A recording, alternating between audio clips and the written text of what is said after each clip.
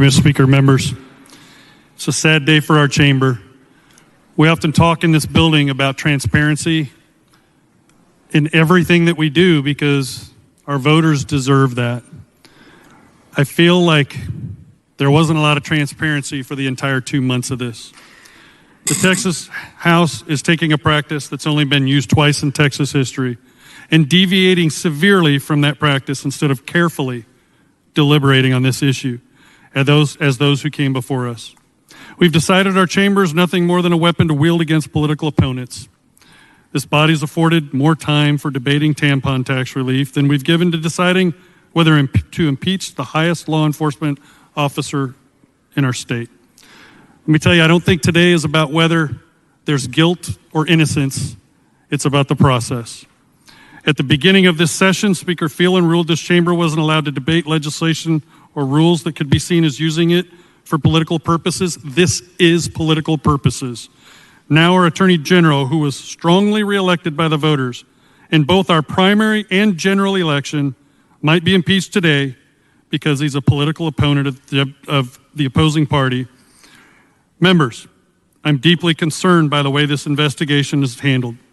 The current House is totally breaking with precedent for considering an impeachment according to the last two ones we've done in history. The General Investigating Committee never interviewed the Attorney General, never interviewed top staff, or anybody else, especially when they showed up on the 24th. Why? I can't answer that question, but I can say that it creates horrible perception. According to Chairman Murr, this matter has been under investigation for approximately 2 months, and records show that to be true. But our chamber was never informed as to what was being investigated. Does pushing this through so quickly in the late hours of session seem ethical, thoughtful, or responsible? I say no. I've heard many of you say in the past you don't want Austin to look like D.C. The sad reality is that Adam Schiff and Nancy Pelosi put more time and deliberation into the impeachment of Donald Trump than the Texas House has done in the last week regarding this matter. For my Republican colleagues, I want to let you know that I'm sorry that you're being used like this.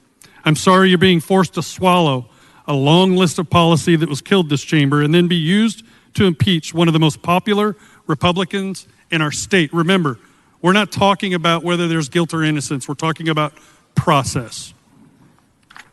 The same voters that sent each of us here elected him as our Attorney General. Some don't like that. But to make a last-minute decision to impeach him without due process or transparency is imprudent at best and a gross abuse of power at worst. This session, the General Investigating Committee has investigated 2 matters that we know of. In one, the respondent was afforded due process to respond to the allegations while the committee was convened in an executive session.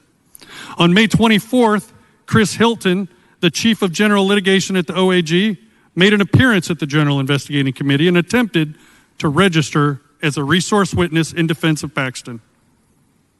He was denied by the committee.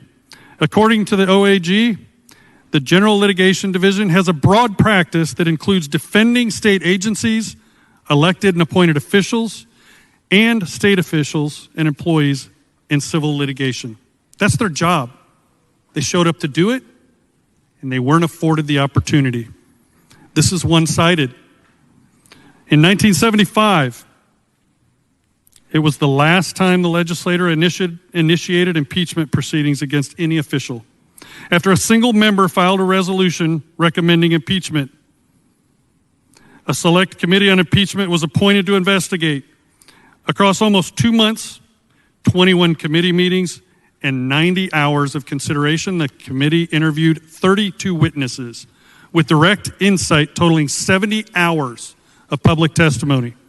The findings of the committee, as well as the transcripts of public testimony, were combined into 16 volumes and distributed to members 3 weeks prior to floor consideration of articles of impeachment, and we have 48. In our case, well, think about that for a moment. We have 48 hours after everything was secret except one meeting. In our case, the General Investigating Committee called their own investigators as witnesses in the single public hearing regarding impeachment. Instead of questioning the witnesses in public hearing, the committee allowed the investigators to summarize and potentially editorialize their findings. Is this really what we've come to?